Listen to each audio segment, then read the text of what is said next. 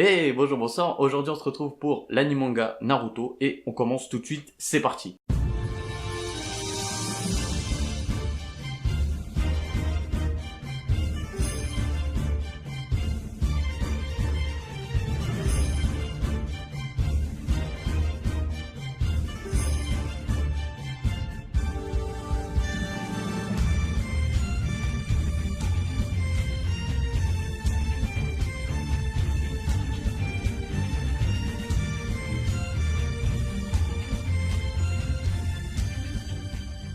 浜田らも全力で答えよう。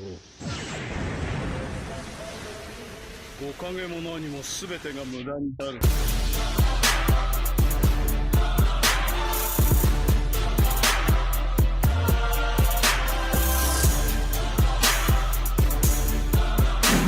戦いを実感できるぞ。 Madara, l'un des antagonistes les plus charismatiques dans tout manga confondu. Un personnage assoiffé de puissance, de pouvoir et de vengeance, qui a changé au point de tout vouloir faire par lui-même. Il sait ce que représente la haine, puisque durant son enfance, il était déjà impliqué dans une bataille qui opposait son clan, le clan Uchiwa, et le clan Senju. Pendant cette guerre, les pertes étaient nombreuses. Madara a déjà perdu 3 de ses frères avant la mort de son dernier frère, Izuna, bien plus tard. Il propose alors une solution pour remédier au mécanisme de la haine qui subsiste à chaque génération dans le monde des shinobi. Pour atteindre son objectif, il n'hésitera pas à tuer les membres de son clan, ainsi que ses amis. Il n'hésitera pas à manipuler toutes les personnes autour de lui. Le projet Œil de Lune est la solution qui apportera la paix au monde shinobi, selon lui. Un projet qui consiste à plonger tout le monde dans un genjutsu infini, un rêve sans fin. Un monde où tout se déroulerait comme on le souhaite. Effectivement, ce serait incroyable de vivre dans un monde où la souffrance n'est plus. Est-ce que finalement, la souffrance ne ferait-elle pas partie de notre vie? Est-ce que si on retire la souffrance de notre vie, est-ce qu'on vit au final?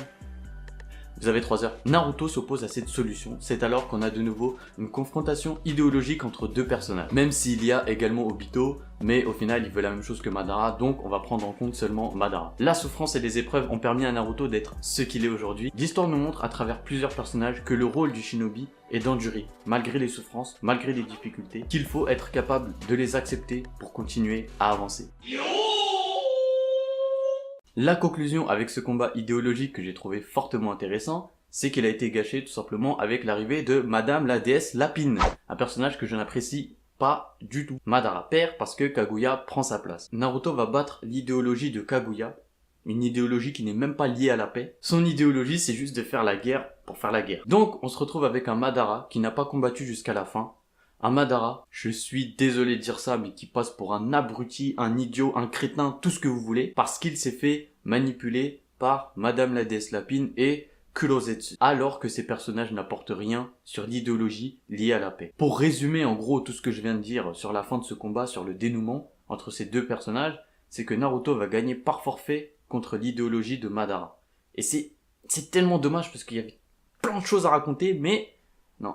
Et c'est un gros point noir de la fin de Naruto, c'est l'arrivée de ce personnage Kaguya dont on s'en fiche complètement. Tiens d'ailleurs, quelle est l'idéologie de Naruto sur la paix? C'est ce qu'on va voir tout de suite avec la paix du dernier personnage que je vais aborder.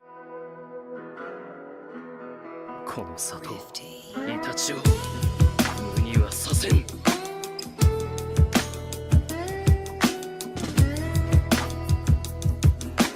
だがまずはこの無限つくよみの中、今の5影どもを処刑する。 Sasuke a dû faire face au meurtre de sa famille et de son clan par son frère Itachi. Il a d'abord principalement vécu en étant obsédé par la vengeance, puis après avoir appris comment fonctionnait le monde des shinobi, après avoir appris ce que représentait un village selon Hashirama, le Shodai Hokage, il prend une décision, celle d'apporter la paix au monde des shinobi. La révolution, c'est la solution qu'il va proposer, qui consiste à arrêter le système des Kage dans le monde des shinobi. Il prend d'ailleurs l'exemple de la 4ème grande guerre ninja pour justifier son choix. Lorsque nous avons tous un ennemi en commun, nous joignons nos forces pour lui faire face.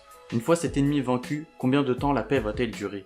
Je vais devenir cet ennemi commun pour l'éternité à l'aide de mon Rinnegan. Sasuke a besoin d'avoir le contrôle sur tous les bijoux et de tuer tous les Kage pour mettre son plan à exécution. Vient ensuite l'affrontement idéologique final entre Naruto et Sasuke. Les deux personnages savent ce que représente la solitude et Naruto comprend mieux que quiconque ce que ressent Sasuke. C'est alors qu'il va définir selon lui ce qu'est un véritable ami. ただお前のそういう背負ってごちゃごちゃしてるとこを見てるとなんでか俺が痛えんだ。すっげえ痛くて、とてもじゃねえけど、そのままほっとけねえんだってばよ。Sasuke accepte sa défaite puisqu'il reconnaît enfin la valeur de Naruto et que lui aussi, à son tour, se rend compte qu'il ressent les souffrances de Naruto. Il voit également à travers son rêve, ou je sais pas comment on pourrait appeler ça, Itachi qui parle justement à Naruto, qui explique ce qu'est un véritable Hokage. Finalement, Naruto a besoin de la coopération de tous les shinobi afin de constituer, de recréer véritablement l'alliance shinobi, afin de maintenir la paix. Merci d'avoir regardé la vidéo, n'hésite pas à t'abonner et surtout à partager avec les personnes qui adorent Naruto, qui sont fans, pour qu'on puisse en discuter en commentaire. Je te souhaite une bonne journée, une bonne soirée, à plus.